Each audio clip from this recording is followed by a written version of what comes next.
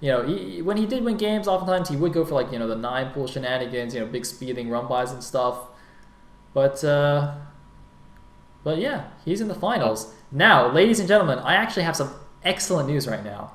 See, you might be thinking, oh, well, I guess since eOnzErG won, that means it's going to be a ZVZ finals because it's going to be eOnzErG versus TechnicS. But you'd be wrong.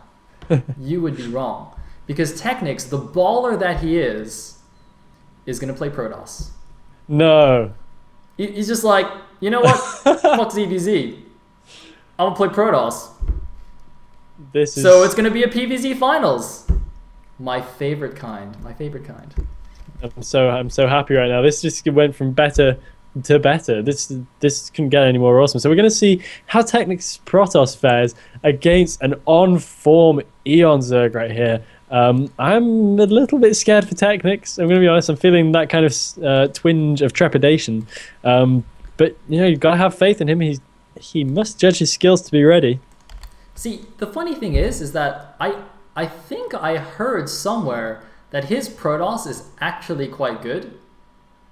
And I think this might be a trend among like high-level Zergs or something, because I know, you know, Zeke, his Protoss is really good, right? Seriously? I actually watched him play a PvZ against TechnicS, in fact, and he basically, it was like a 45-minute long game that went right down to the wire, and TechnicS like barely won it against Zeke's Protoss. I was like, what?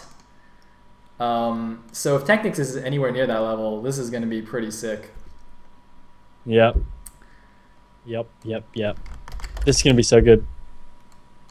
But I can't really know who I'm rooting for here. I know I want TechnicS to put up good games because I would hate for him to pick Protoss and then just kind of fizzle out because, you know, unbeaten all day, that's some seriously good stuff. But Eon is just terrifying. Well, see, the thing is, he was like, you know, if I win the finals 2-0 as Zerg, yeah, I'll have a perfect record, but that's just so boring, man. You know, I want to have a perfect record while playing my off race. That's how real men do it. Also, I'm pretty sure, like, on the inside, he just really wants to be Protoss, but, you know, due to various unfortunate circumstances, he ended up as a Zerg. But real men play Protoss. So, you know. All right. So we can have a quick gander at the map again. It is Neo Jade, of course. Same map order as both semifinals. Jade, Electric Circuit, and then Fighting Spirit. If required, it is a best-of-3 finals. Now, both of these players have already qualified for the TLS Qualifier. They are both going into the round of 24. However, the importance of this match is that whoever wins gets to pick their group for the round of 24. And since this is the first qualifier, the winner of this gets to pick first. So this is a huge advantage, all right?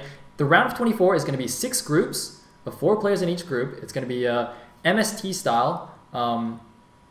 It's a bit hard to explain, but there's a graphic somewhere in one of the threads if you want to know what that means. Basically, 2 players out of each 4 will advance. But the way we're going to do it is, out of all the players that qualify, the 24 players, we're going to make 6 groups of 3, so it's 18 players, and then the 6 winners of the qualifiers will get to choose their groups. So you can basically look at all the groups, and so whoever wins this basically gets to look at all the groups and be like, all right, which group obviously do I think I can win and advance from, and then just pick that group. And the loser of this match doesn't get to pick; he'll just be randomly assigned a group. So this is like a really big advantage. Yeah. So I can't imagine that this is TechnicS taking it seriously. He must really think he has a good shot at this because this matters. So this makes a big difference. Indeed. So, without further ado, let us go into game number 1 of the finals of our very first qualifier here in the TLS.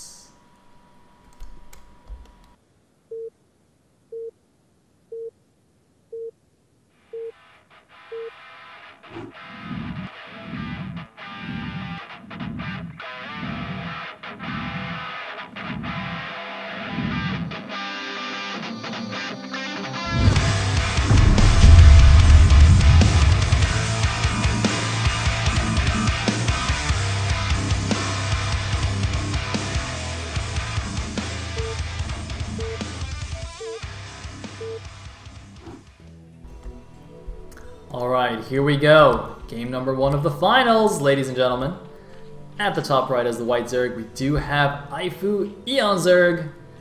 And at the bottom left, representing BG, aka Bulgaria, we have the orange Protoss, not Zerg, but Protoss.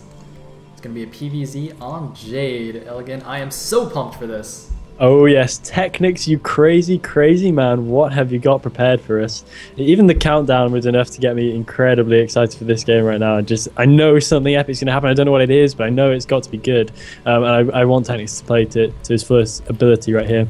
And straight away, it looks like eOnzErG is going to be scouting to the bottom right. So because these guys are in cross positions, I would imagine either are going to be scouting each other particularly early, but I'm just going to keep a very close eye on exactly how eOnzErG is going to open this up. TechnicS looking like he's going to go for a very standard forge fast expand again. The pylon timing means that's almost certainly not going to be a 2-gate, and I think a 2-gate would be slightly misled on this map anyway. But yeah, then going up to scouts in the top left hand corner, and we see a 9 pool coming in from TechnicS. So no, not from TechnicS, from eOnzErG. So we could see eOnzErG right here pulling similar kind of stuff that we saw TechnicS pull earlier on, which could be a very, very interesting turn of events. Looks like eOnzErG, even though I praised him for not being cheesy against Terror, he's like, oh, he just can't help it, man. You know, he's like an addict. He's like, must 9 pool, must make Zerglings. I know it is. I know it is. Is this? Alright, I hope he makes a forge and he does an 11x. I really hope so too. Okay, he's making a forge. Okay, whew! I mean, there is the possibility. Going 11 Nexus is a thing in PvZ, but it loses to 9 pool, so good thing that he didn't do that. Instantly loses. Yeah, but you know what? I just want to like give TechnicS a hug, because I was so worried. When I saw like the player list of the qualifier today, I was like, oh my god, there are way too many good Zergs here. I mean, that's actually one thing that's in the foreigner scene in general, though, is that we generally have like way too many strong Zergs and not enough Protoss and Terran. Terran especially, we are lacking in awesome Terran players. That's true. That's true, and it's a bit of a shame that Terra went down. I mean, yeah. But no, he'll be back. I wouldn't worry too much about that. But we do have a scout coming in from TechnicS, so he will see the Zerglings pop. And now, how will he deal with this? Presumably, you'd imagine that given the way he plays Zerg, he'll be quite wise against this kind of thing. So he should know how it's beaten, and so therefore he should know how to beat it. But that is only in theory. It does depend quite extensively on his skill and, of course, on his game knowledge. So we'll see how he reacts to this first bunch of leagues we have. Only 2 cannons being thrown down so far, so a bit more of a display of confidence. But he does lose his scouting probe quite cheaply. I would have expected him to keep that alive for a bit longer, at least until link speed kicks in. He actually has a second probe already en route, though. So it looks like that won't be too big a deal. One thing I want to point out, though, is that eOnzErG actually messed up a little bit. He mined 68 more gas, or I should say 64 more gas, than he actually needed. And in this kind of thing, that's actually quite a big deal. I mean, when you go 9 pool, you're cutting quite a bit of economy. So, you know, that extra bit of wasted mining time could have been extra minerals you could have right now. So, so it seems a bit of a kind of a trivial thing to mess up. I mean, perhaps he was just focused on trying to take down the scouting probe initially. And actually, he's made drones here. Now, this second probe seeing those drones is absolutely crucial. So, I mean, all that thought looks like there's a run-by attempt here, but gonna get completely shut down. Yeah. No chance. And I think that kind of ties back into the point I was making about knowing how to defend, because he knows that even though it's a significant cost to pull that many probes, he knows he needs them there, otherwise he will die. And so I think that that's pretty significant to note. And one thing also, though, is that, you know, while yes, he did do did make the correct decision there to block with all those probes, his spawning position was also a bit lucky. Basically, in bottom left and top right positions on Jade, it's essentially the easiest spawn points on almost any map to make a really nice tight wall here. So the forge is tight with the bottom here, the gateway is tight with the forge, so you basically have like a 2-ling wide gap here that you have to block with your probes, and of course the cannons can sit nicely behind this. So really it's not difficult at all to make the wall. As you can see, he's built it basically perfectly. And so really not very fortuitous for eOnzErG to have attempted that kind of run by here. But we do see him going for the third base now, so he's going to try and transition out.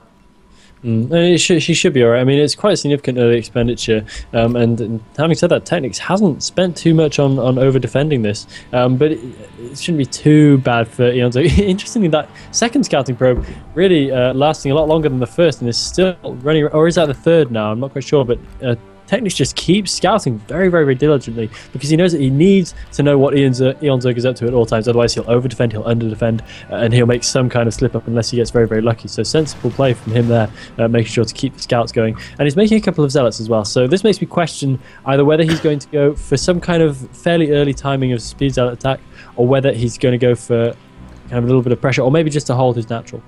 And I want to further that point about scouting as well, because that's an excellent point, especially against someone who's gone for 9-pool speed. The most annoying thing is actually not defending the 9-pool, because if you're very careful, as TechnicS was, you can actually generally defend that, okay? The main problem is the follow-up. With 5 speedlings outside your base, you cannot get a probe out. Like, even if the Zerg just like fell asleep at the keyboard and the probe walked past, the lings are so fast they can just double back and intercept your probe easy peasy. So really it's a matter of, is he gonna Hydra bust me? Is he going, mass hatcheries and only building drones? You have absolutely no way of knowing. So generally you have to err on the side of caution. And then, sometimes, if you basically play a guessing game, which is not what you want to do in Brood War. You want to be able to scout, you want to be able to react, and not have to guess what your opponent is doing. And in this case, it is in fact a 4-hatch Hydra opening. Yeah, it's a very good point. In the guessing game, especially Protoss versus Zerg, you will lose if you play the guessing game 9 times out of 10, which is not how you want to play in an event this important. So now we have a little bit of fun stuff going on with the Zealots pushing out. And again, this is as much for scouting as it is for pressure. He's trying to get those little extra bits of information just by using a force that can't simply be picked off by a couple of lings waiting outside your natural. And if he just gets a little bit further, he will see Hydralisks, which is what he needs to know. But it looks like he's actually pulling back quite early. He is getting the +1, and he is getting Zealot leg speed as well, throwing down extra gateways. And this is actually, although I'm not sure if he knows exactly what he's facing down against, this is actually pretty much a great counter to what he's going to be playing against, especially since if he can force the Zerg back a little bit, he's going to have the high ground advantage as well. So Zealot's going to be super effective right there. Oh man, you're absolutely right here. See, normally what we'd see is a Stargate to get a Corsair to go scouting, and maybe just 2 or at most 3 gateways right now. But TechnicS, as you said, has skipped all that. He's gone straight for these +1 speed lots, and that's definitely going to be what's keeping him alive here. Although, will it be in time though? The thing is, he might not actually have any of those things in time to stop this. He's still only got the 2 cannons at the front. Once again, this is a fair, relatively narrow choke as far as certain maps are concerned. So you might be able to hold on here with just this small force. I mean, there's a lot of Hydras coming in now. It doesn't... Actually, I'm not sure. Do they have range right now? I can't quite tell. Maybe I don't think so. No, it looks like, yes, range is only halfway done. So they have speed but no range. So they can barely pick off this gateway right now because it's kind of sticking out a little bit. But this is giving TechnicS the precious time he needs to actually build more cannons here and defend. I was surprised he wasn't building more cannons earlier. The most important thing right now is that Forge survives, but it looks like we're actually going to have the dash in here. eOnzErG going for the run. I'm not sure if TechnicS is going to have Zealot leg speed. It's not quite done yet. He needs leg speed in order to defend this. The Zealots are making this slow wander towards the Hydralisk. This is painful to watch, and there you go. Boom, in comes the Zealot leg speed. So now we can actually do something about this Hydralisk. Will his +1 weapons finish? It looks like it will just about. He's just trying to delay long enough to get the +1 weapons, and it looks like it will maybe just finish. Oh my sweet Christ, TechnicS, that was living on the edge right there. He needs that +1, otherwise he would have been toothless against his Hydralisk force. He might still go down though. He needs to commit or not. It looks like he is going to lose so many of his Zealots right here, and eOnzErG is just going to keep going. TechnicS is in all kinds of trouble. He is losing all of his Zealots left, right, and center. He has 2 photon cannons. He's going to have to pull his probes off the mineral line in order to try and defend this, but I think eOnzErG is going to be able to take it unless we see some magic probe micro here, which we might just have done. TechnicS doing enough to stay alive for a couple more seconds at least. Oh man, but this is really, really dangerous. There's still a lot of Hydralisks on the field. eOnzErG is just spamming Hydralisks from his hatcheries. The probes are off the line. That means you're not providing the income that TechnicS needs. Notice that TechnicS has 1,700 gas that he's just unable to spend right now. Making Templar in this situation isn't going to do anything. And there go the last couple of cannons. I think that's going to be it for TechnicS. So a successful bust here from eOnzErG, even though his 9-pool speedling run by got denied. He managed to follow up with a Hydra bust and take the game. TechnicS, GG's out, and eOnzErG is 1 game away from winning the first qualifier of the Team Liquid Legacy Star League. TechnicS is going to have to win 2 games in a row if he wants to make that comeback. Now, my question is, will he still play Protoss? Will he still off-race when he's down 0-1 facing well, I say elimination, but he's already qualified.